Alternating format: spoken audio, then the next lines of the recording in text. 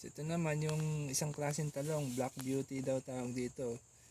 Bilog siya pero nakikita namin mas malaki pa dapat dito, pero baka kunin na rin namin kasi baka gumulang na rin. Kaya kunin natin siya. Mabigat, mahirap kunin.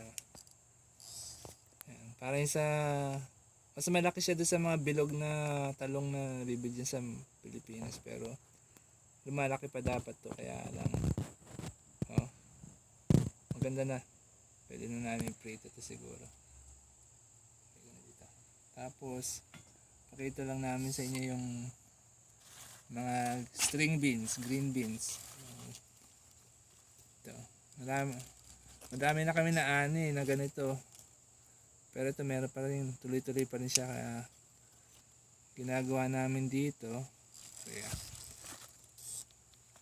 yan, medyo magulang na to, kunin ko na to para usually ganito lang kinukuha namin size, tapos nilalaga namin.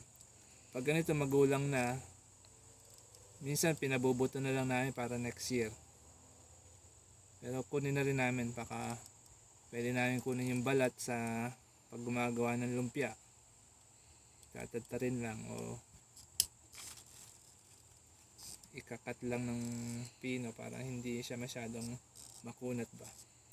Ito pa iba, hintayin na lang namin sa siguro mga 2 araw pa bago makita namin na lumaki siya. Ayan, katabi siya ng talong, kaya parang effective naman siya kasi isang area lang siya tumutubo, so na ma-maximize yung space.